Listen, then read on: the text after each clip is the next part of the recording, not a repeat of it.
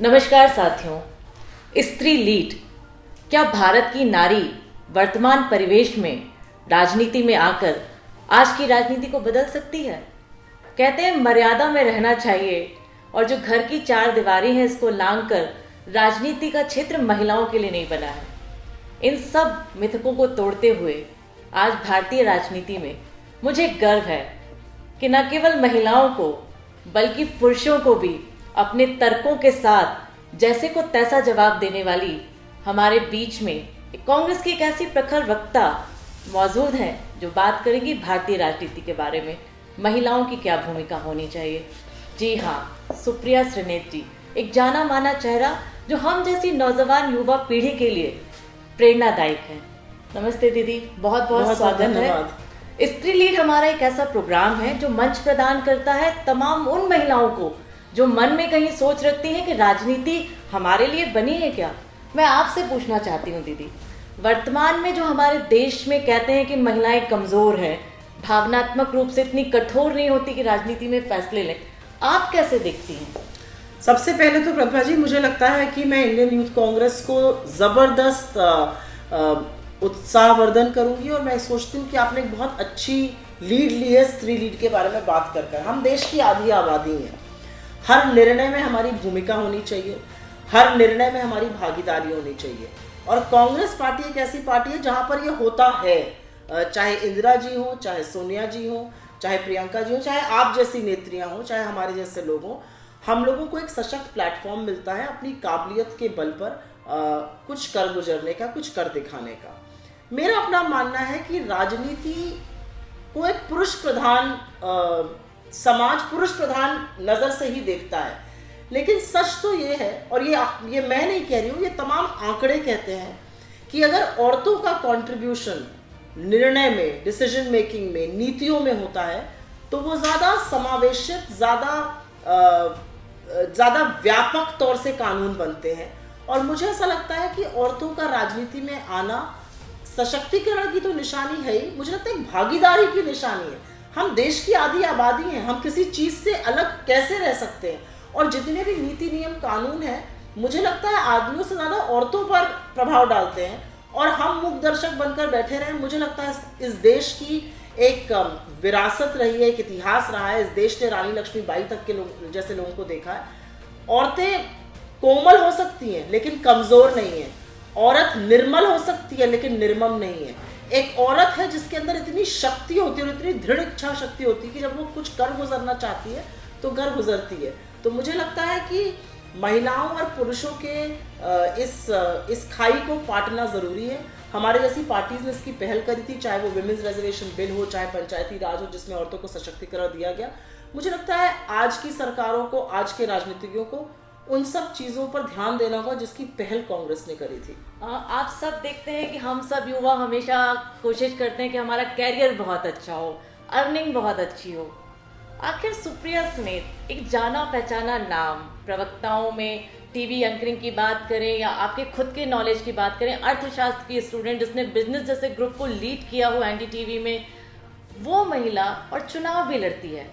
तो क्या कैरियर राजनीति में बनाना और एक जमे जमाए कैरियर को छोड़कर राजनीति में आना, ये जो मिथक हमारी युवा महिलाओं में होता है कि नहीं पैसा ही सब कुछ है, आपको कभी ऐसा फील हुआ राजनीति में आने के बाद?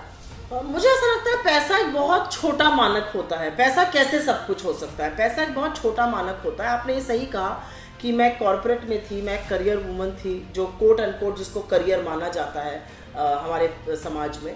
मैं करियर में थी और मैं एक प्रॉपर जॉब करती थी। मैं टाइम्स ग्रुप में एग्जीक्यूटिव एडिटर थी, उसके पहले एनडीटीवी और फिर उसके पहले इंडिया टुडे ग्रुप में थी। मुझे ऐसा लगता है कि हर व्यक्ति की जीवन में एक वक्त आता है जब उसको ये निर्णय लेना होता है कि इन दो रास्तों में से मैं कौन सा चुनूं। एक सेफ्टी जॉब की, पैसा भी अच्छा था, और एक देश की धज्जियां उड़ते हुए मैं देखती थी।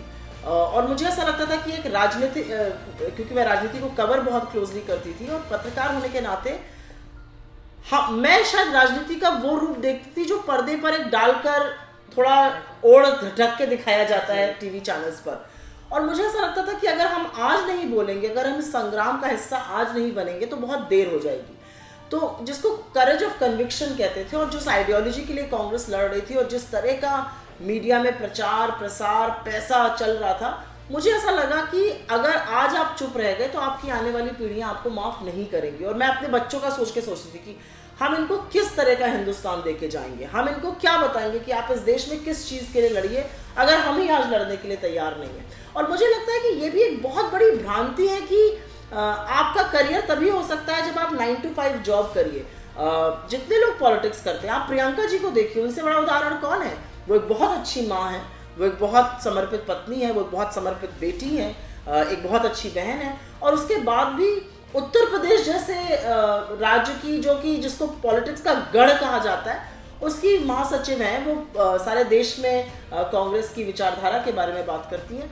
तो मुझे ऐसा लगता है कि ये जो बैलेंसिंग एक्ट है, ये पुरुष प्रधान समाज ने शायद थोड़ी हम पर इसलिए थोपी है कि इसी तरह से इनको पकड़ लो, लेकिन वो नहीं जानते कि चाहे कॉर्पोरेट वर्ल्ड हो चाहे राजनीति हो, एक महिला जितना मल्टीटास्क करना किसी पुरुष के बस की बात ही नहीं है। मैं और आप हैं, मुझे ये भी याद रखा कि मुझे अगले दिन क्या पहन के तैयार होके क्या आना है, मेरी कौन सी साड़ी तैयार है, कौन सी नहीं है, और मुझे पता है कि मुझे अपने टीवी डिबेट पे क्या बोलना है। आपको पता है कि आप आज उड़ीसा की प्रभारी हैं, आपको वहां पे किस मुद्दे को उठाना है। महिला जिस तरह से मल्टीटास्क कर सकती है, पुरुष कर ही नहीं सकते। मैं पुरुषों को कम नहीं आंक रही हूँ, लेकिन मुझे लगता है कि ये जो हमारे समाज में इतनी मिथ्या बनाई हुई है महिलाओं को किसी तरह से पकड़ के रखने की, ये वो आजाद परिंदे जिनको आप पकड़ के रख नहीं पाएंगे। बहुत ही सही बात कि ये कहीं ना कहीं इस देश की पितृसत्ता है, जिसने हमें देवी की संज्ञा देने के बाद चार दीवारी के बीच में कैद कर दिया है। लेकिन यदि बात करें देश के स्वतंत्रता आंदोलन की और इस देश के महात्मा गांधी युग पुरुष की, उनके साथ हमेशा आंदोलन में महिलाएं खड़ी होती हैं। बट दीदी, बहुत दुख होता है, दुख इस बात का कि सोची समझी रणनीति के तहत आज महिलाओं के पहनावे को लेकर, उनके चरित्र को लेकर जिस तरीके के आरोप लगाए जाते हैं, चाहे वो उच्च पद पर बैठी हुई महिला हो या कोई सांसद हो या कोई विधायक हो, तो क्या कोई सामान्य महिला इस परिवेश में हिम्मत करेगी कि राजनीति में आना चाहिए? देखिए, आपने बहुत गंभीर मुद्दा उठाया है, और मुझे लगता है कि अगर आज प्रेजेंट परिवेश की बात करिए, वर्तमान स्थिति की बात करिए, तो जो काम ट्रोल आर्मी करती थी, औरतों को गाली गलौज करना, औरतों के साथ अभद्रता करना, हमारे नेताओं पर बड़ी तुच्छ टिप्पणी करना, वो आज खुलेआम भाजपा के प्रवक्ता, उनके मंत्री, उनके मुख्यमंत्री, और मैं बहुत दुख के साथ कहती हूँ प्रधानमंत्री तक औरतों के बारे में उन्होंने बड़ी भद्दी भद्दी बातें बोली हैं। उन्होंने, चाहे शशि थरूर जी की पत्नी हो, चाहे हमारी कांग्रेस प्रेसिडेंट हो, चाहे ममता बनर्जी बंगाल में, हमारी राजनीतिक प्रतिद्वंदिता उनसे है, लेकिन मुझे ऐसा लगता है कि जिस तरह से वो औरतों के बारे में बात करते हैं, वो कहीं पर आरएसएस की सोच झलकाता है। आरएसएस में महिलाएं क्यों नहीं है, एक महिलाओं की शाखा तक नहीं है, क्योंकि वो महिलाओं को भागीदार समझते ही नहीं है सोसाइटी में। उनके लिए पुरुष से समाज बनता है, और पुरुष की नाक के नीचे समाज खत्म हो जाता है। मुझे ऐसा लगता है कि अभी जो हाल 6-7 साल में जिस तरह से पतन हुआ है डिस्कोर्स का, जिसमें औरतों के पहनावों को लेकर किसी और इस तरह की जो बातें होती हैं, वो कहीं ना कहीं राजनीतिक संरक्षण देती हैं ऐसी सोच को जो महिलाओं की वेशभूषा से उनको जज करती है, जो ये जो महिला की काबिलियत पर बात नहीं करना चाहती। आपने रिप्ड जीन्स पहनी है, आप रात को कितने बजे वापस आ रही हैं, आप किसके साथ उठ बैठ रही हैं, महिला की वेशभूषा, उसके पहनावे, उसके चाल चलन पर अभद्र टिप्पणियां जो हो रही हैं, और मुख्यमंत्री तक लोग कर रहे हैं। मैं किसका नाम लूं यहाँ पर कह रहे हैं, जब एक लड़की के साथ अपराध होता है तो पूरा का पूरा सिस्टम, जिसमें पार्टी, सरकार, सूचना सलाहकारों की मंडली, पूरी की पूरी ट्रोल आर्मी लड़की का चरित्र हनन करने पे जुट जाती है।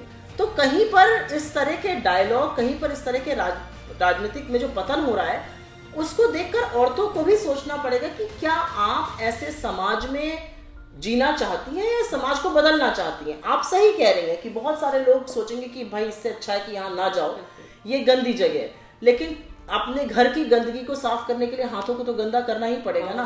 तो अगर आप नहीं उतरिएगा मैदान में, तो आज आपके साथ हो रहा है, कल आपकी आने वाली पीढ़ी के साथ होगा। और मैं औरत को सिर्फ बेटी, बहन, पत्नी, देवी का स्थान नहीं, एक औरत का अपना वजूद है। आप एक औरत है, मैं एक औरत हूँ, हमारे इर्द गिर्द औरतें हैं, आधी जनसंख्या है। आप आधी जनसंख्या के खिलाफ आंख मूंद कर उनको कमरे से बाहर रखकर सारी नीति निर्माण यहाँ पे कर लीजिएगा और आपको लगता है समाज ठीक से चलेगा। तो कहीं पर भागीदारी निभाना हमारी भी उतनी ही जिम्मेदारी है जितनी एक पुरुष प्रधान समाज को हमें देनी चाहिए। बहुत सही बात कही। एक तो ये कि आरएसएस के दिमाग में ही है कि महिलाएं देश में द्वयम दर्जे की नागरिक हैं और यही कारण है शायद वो लोग महिलाओं को अपने साथ रखना ही नहीं चाहते।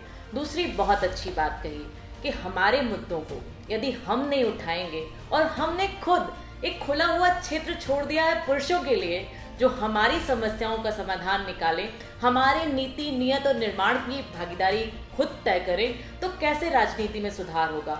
मैं एक अंतिम प्रश्न आपसे ये कहना चाहूँगी, आप हम सबके लिए बहुत गर्व की विषय भी है, सब्जेक्ट भी है, टीवी पे देखने वाला एक ऐसा चेहरा भी है।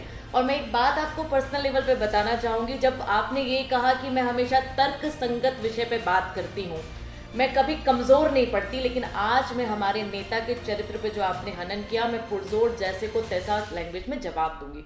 मुझे खंडवा के कई साथियों के फ़ोन आए जो पत्रकार थे, उन्होंने कहा नहीं, पहली बार एक महिला ने जो मर्यादित कहा जाता था कि आपको शब्दों में बात करनी है, जैसे को तैसा हिंदुस्तान की राजनीति में सिखाया। तो क्या आज हमें जो हमारे लिए मर्यादा और शब्दों की एक बेड़िया रोक रखी थी, हमें उनको निकल कर ऐसे कर जैसे को तैसा वाला जवाब देना चाहिए? मैं आपको अपने दिल की बात बताऊं, जब मैं टेलीविजन डिबेट पे जाती हूँ मैं 2-3 घंटे प्रिपेयर करती हूँ। मैं सारे आंकड़े, क्योंकि मुझे लगता है मेरी ट्रेनिंग शायद रही है, मैं आंकड़ों के बेसिस पर डिबेट करना चाहती हूँ, मैं तर्क संगत डिबेट करना चाहती हूँ। और मुझे लगता है कि अगर प्रतिद्वंदी सामने से तर्क स्तर मुझसे बात करे तो बिल्कुल हमें उस तरह के मुद्दों पर बात, आप मेरी जितनी आलोचना करिए, आप हमारी पार्टी की आलोचना करिए, आप मेरे लीडर्स की भी आलोचना करिए, लेकिन अगर आप मेरे लीडर्स को बेइज्जत करेंगे तो मुझे लगता है मैं वहां पर मूक दर्शक बैठकर नहीं सुनूंगी। और मुझे नहीं लगता कि मैं आपके साथ, और मुझे लगता है हमारा जो कांग्रेस में स्तर है, हम इतनी स्तरहीन और तर्कहीन बात कर ही नहीं सकते।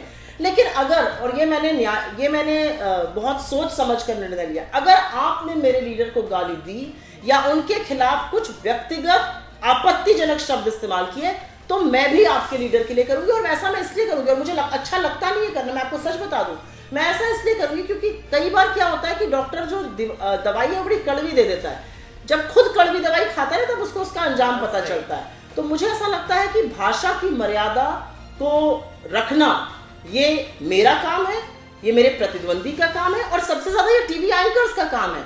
जब हम उल्टा बोलते हैं तो भाषा की मर्यादा याद आ जाती है, लेकिन जब भाजपा वाले या आरएसएस वाले उल्टा बोलते हैं तो भाजपा की मर्यादा कहीं नहीं याद आती है। तो मुझे ऐसा लगता है कि बहुत वक्त हो गया, और मुझे लगता है कि हमारी शालीनता को हमारी कमजोरी समझकर लोगों को लगा कि वो व्यक्तिगत टिप्पणियां, व्यक्तिगत आक्षेप लगाएंगे। मुझे लगता है वो वक्त खत्म हो चुका है। आप कांग्रेस के उन लोगों से बात कर रहे हैं जो एक आइडियोलॉजी की लड़ाई लड़ रहे हैं, जो चाहे वो राहुल जी हो, चाहे हमारा कोई और भी लीडर हो, जो उनमें विश्वास रखते हैं। और अगर आपने उनके खिलाफ कुछ शब्द कहा तो आप ही की उपस्थिति में आपके लीडर को अगर मैं कुछ कहूंगी तो उसमें फिर आपको कोई आपत्ति नहीं होनी चाहिए। बहुत बहुत धन्यवाद आदरणीय सुप्रिया जी, बहुत अच्छा लगा हमें। और सुप्रिया जी हम सबके लिए प्रेरणा स्रोत इसलिए भी हैं क्योंकि वो लड़की जो 18 साल की होती है और अपना पहला वोट देती है, इस देश की राजनीति में उसी दिन वो हिस्सेदार बन जाती है। तो क्यों ना अपने हक और हुकूक की लड़ाई के लिए राजनीति में आए। और युवक कांग्रेस एक प्लेटफॉर्म दे रहा है जो आपकी आवाज में हम अपनी आवाज मिलाकर आपको ताकत देगा, आपको नेतृत्व करने की कला सिखाएगा। और सुप्रिया जैसी तमाम हमारी महिला साथी आपको समय समय पर मार्गदर्शन भी देंगी और किस तरीके से लड़ाई लड़नी है इसमें भागीदारी सुनिश्चित करेंगी। जय हिंद, वंदे मातरम।